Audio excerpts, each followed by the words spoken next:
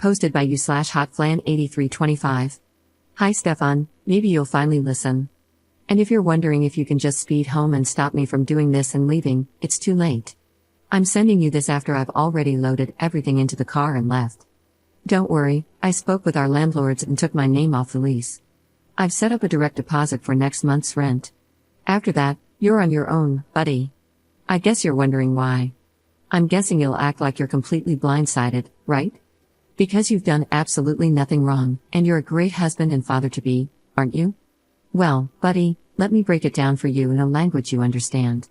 I, 29F, have been married to my husband, 35M, for 5 years, and we've been together for nearly 10. On paper, everything seemed fine, but in reality, our marriage has been anything but, and I've reached my breaking point. From the beginning, my mother-in-law has been a nightmare. She made everything about her from day one. At our wedding, she wore white, claiming it was a family tradition. It wasn't. She constantly criticizes me, from my cooking to my appearance. I'll never forget the time she called me fat at a family gathering, right in front of everyone. And what did my husband do? Nothing, not a single word to defend me. It didn't stop there. She has accidentally destroyed my belongings, including my grandmother's necklace, which she threw out because it looked like cheap costume jewelry. She's gone out of her way to make me feel small and unwelcome in my own home. But every time I tried to talk to my husband about it, he'd brush it off, saying I was overreacting or being too emotional. And then there's my husband. He's always on Reddit, constantly giving strangers relationship advice, which is laughable considering how he treats me. He spends more time rating women's boobs on Reddit than talking to me. Literally, and just so you know, the last pair he rated weren't a 4 out of 10, they were a 10 out of 10.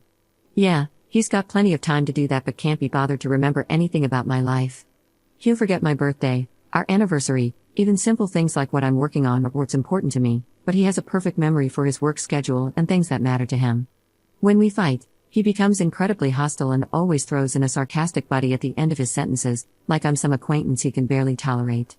And he never cleans. The house, the dishes, laundry, you name it, it's all on me. It's like he thinks being an adult is optional, as long as he's got his job and his Reddit account. The final straw came a few weeks ago. I'm 5 months pregnant with our first child, a daughter. My mother-in-law started making comments about how she'll have to whip the girl into shape and how she'll raise her to be tough because I'm too soft. When I told my husband that I didn't want his mother to have too much influence on our daughter, especially with the way she treats me, he just laughed it off, saying his mother means well and that I was overthinking it. But the moment that truly broke me was when we were talking about future childcare, and my husband suggested that his mother should watch our daughter while we work.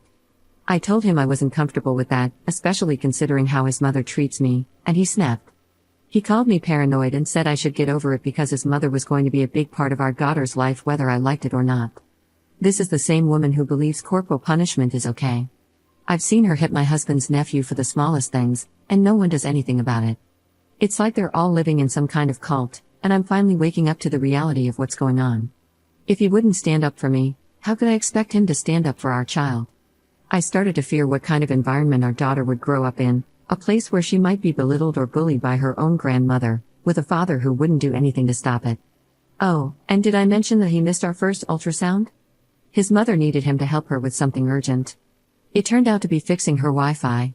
Wi-Fi? He chose that over seeing our daughter for the first time. That told me everything I needed to know about where I stand in his life. So, I packed up and left. I'm done living like this. Oh, and in case you're wondering, I've already contacted a lawyer. You can't scare me into complying anymore because I have all those texts. You know exactly which ones I'm talking about. So, Stefan, I wish you all the best in your future marriage, with your mother and the women of Reddit whose boobs you don't even deserve. Update 2 days later. Some people on Reddit have been pretending to know me and spreading false claims. They've said I'm a deadbeat who doesn't work and that Stefan has 2 jobs to support me. They even fabricated a story about a neighbor, who supposedly is a good friend of ours, saying I've been sleeping around and moving in with the guys I supposedly had affairs with. None of this is true. We don't live in South Carolina or the UK, and we're not friends with any of our neighbors.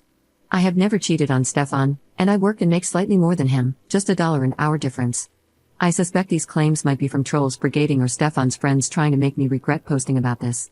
I am safe and staying with family, which is all I'm going to say for now. I'm working with my lawyer to ensure our safety, and that's all I can disclose at this time. For women who find themselves in my situation and are dealing with a lease, consult with a pro bono lawyer who specializes in rental rights. That's what I did. They can give you advice specific to your country or region. In my case, I was able to move out because Stefan and I had both signed a lease contract and had completed the minimum rental period. After my free consultation, I worked with my landlords, who are a lovely older couple, to arrange my departure. So don't be scared. You can be scared, but there are things you can do to protect yourself. Also, make sure to run a credit check on yourself. I did, and it's another issue I'm addressing. As for recent developments, there hasn't been much new. Stefan is clearly desperate. He and my mother-in-law have both had meltdowns and launched separate smear campaigns. My mother-in-law has spread false claims, including that I'm an unfit mother and that I've been abandoning my responsibilities. I don't plan to answer these claims publicly. I'm collecting all evidence I have, especially since she has nothing to back up her accusations, but I have everything to back up mine. So, no, Stefan, this is not going to be a he said she said situation. He deleted his Reddit account, claiming it was because one person found him. But then he told me a bunch of people sent him unalive threats, which seems impossible and contradictory. He did send his friends to my post, and I think they sent me some unsavory DMs and comments, allegedly. When I tried to talk to Stefan, he always made me feel like I was going crazy. Whenever I raised concerns or expressed feelings, he would dismiss them, belittle my emotions, and make me second-guess myself. For instance, I'd come home to find that he had invited people over without informing me in advance. When I brought it up, he'd insist that he had mentioned it earlier, even though I knew he hadn't. Another time, I planned a special meal and asked him for a specific dish, but he claimed I had requested something completely different.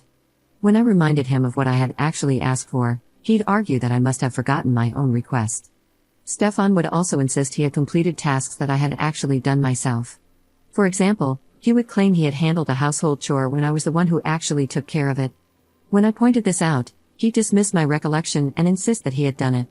Even in conversations about our relationship, Stefan would frequently deny things he had said or done. If I brought up issues I had with his mother's behavior, he'd claim, "You never mentioned that before. You're just being overdramatic." This made me question whether I had ever truly discussed these problems or if I was indeed overreacting. At one point, I was so convinced that I had early onset dementia or schizophrenia that I started to question my own sanity. I felt lost and confused, struggling to distinguish between reality and his version of events. I began to document our interactions just to keep track of what was actually happening. But Stefan would always find a way to twist things, saying, "You must be misremembering," even though I had clear evidence to the contrary. So I knew that sharing my story online was the only way to present my truth in a manner he couldn't manipulate. I wanted to ensure that there was a clear and unchangeable record of what had happened. Posting about my experiences was a crucial step in reclaiming my voice and finding support from others who might understand my situation. It was a way to take control of my narrative after feeling so lost and doubting myself for so long. Thank you all for taking your time to read this and supporting me.